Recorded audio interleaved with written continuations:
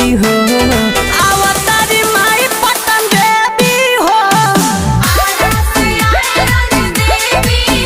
धन होई दर्शन करी जे भी हो धन होई दर्शन करी जे भी हो अवतारी माई पटन देवी हो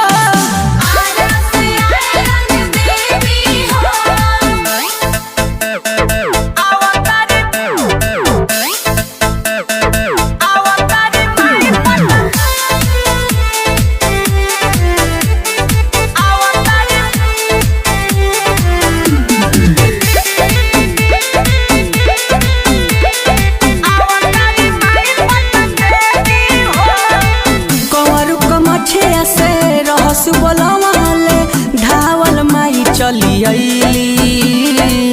दिहली उधारी मस्तक फारी कंगन अपन देखवली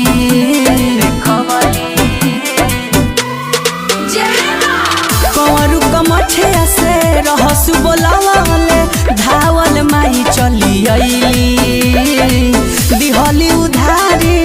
मस्तक फारी कंगन अपन देखवली इतिहास बगवाह इनके भी हो इतिहास बगवाह इनके भी हो अवतारी माई पटन देवी हो सजल बा पंडाल बड़ा हेवी हो अवतारी माई पटन देवी हो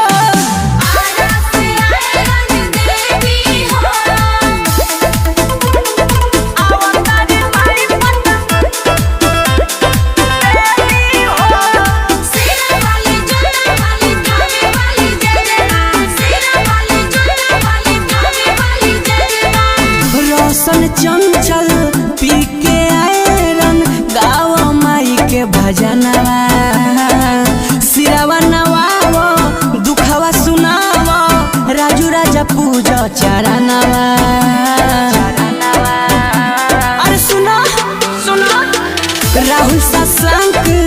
पी के आयरन गाँव माई के भजनवा सिरावा नवावो दुखवा सुनावो आयुष पूजा चरणवा मिली पारा शादी में जो ले भी हो मिली पारा शादी में जो ले भी हो अवतारी माई पटन देवी हो सजल बा पंडाल बड़ा हेवी हो।